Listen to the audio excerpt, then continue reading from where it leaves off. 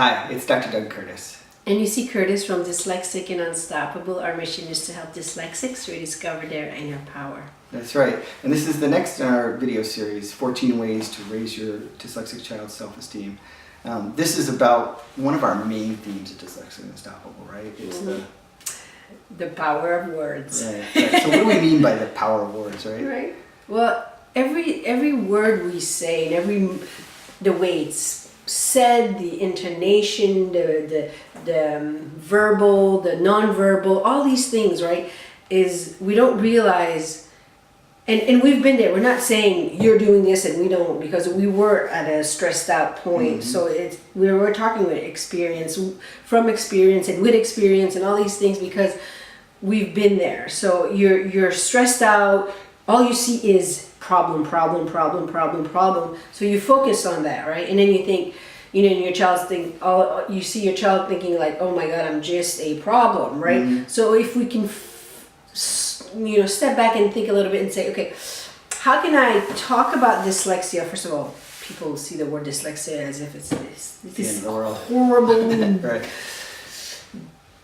thing. And so just the way we talk, sometimes we talk to somebody else on the phone, we talk to a teacher, we have to be aware that our children are aware of what we're saying, right? If we're talking to each other, how we react about it, how we feel about it, they all get that.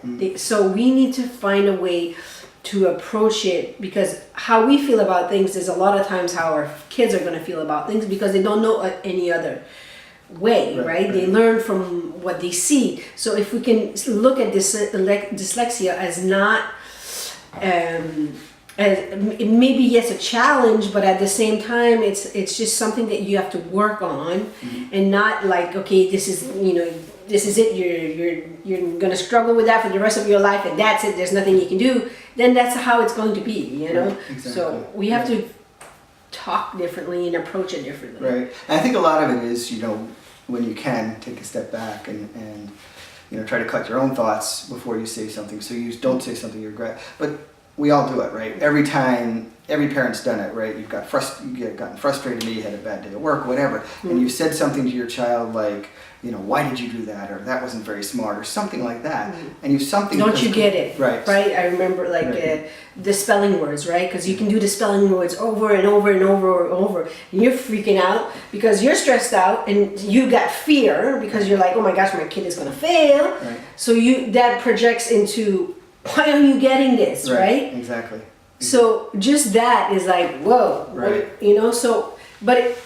You're just projecting that, oh my gosh, I'm scared that my kid is not going to succeed, right? But it doesn't come out like that. So that's why we call it the power of words. Of there's so many. I think when you can't step back, when those things come out, what you do is what we've done in the past, right? You come back to them 15 minutes later and you say, oh my gosh, I am so sorry. What I said was not right. It was not nice.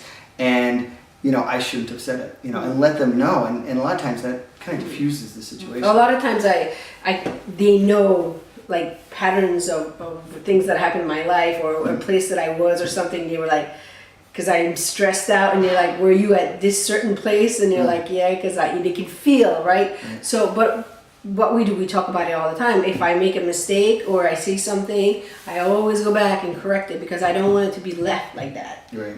It's impossible to think that I'm never going to make a mistake or say something, but I go back and I explain, okay, I'm sorry, I'm